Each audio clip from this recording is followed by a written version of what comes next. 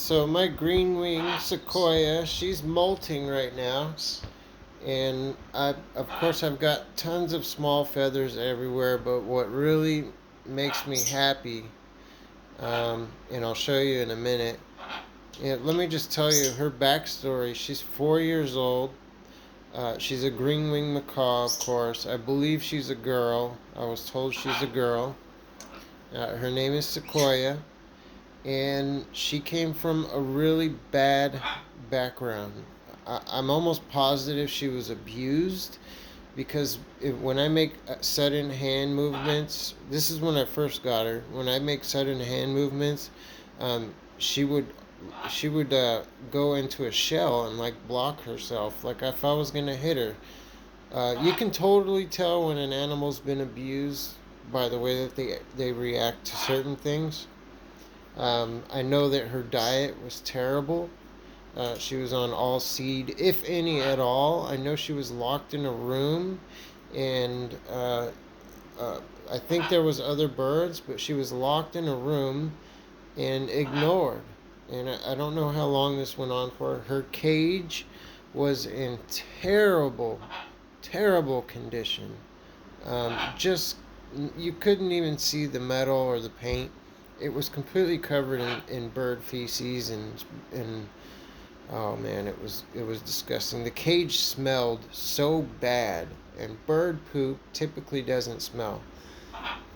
I got her diet right just before molting, just before uh, uh, the season for molting. You never know when it's gonna molt, but uh, and she's been dropping feathers. Her diet's right. She's happy. She gets exercise. She's got a flock, and I'm her dad, and I believe she's a happy bird. Here is what makes me happy. This flight feather. She's dropping the old ones. Considering her background, this feather doesn't look too bad. You'll see some stress marks there. Um, yeah. And I'll go add this to the collection of molted feathers. Here we go. And just to show you real quick, these are some of the feathers that have come off her wing. She was in very bad shape when I got her. I've had her for maybe 8 to 10 months now, and it is the best thing that I've ever done. This is a tail feather that fell off in a couple pieces, and I kind of glued it back together there. Very long feather. She shed almost all of her tail, almost.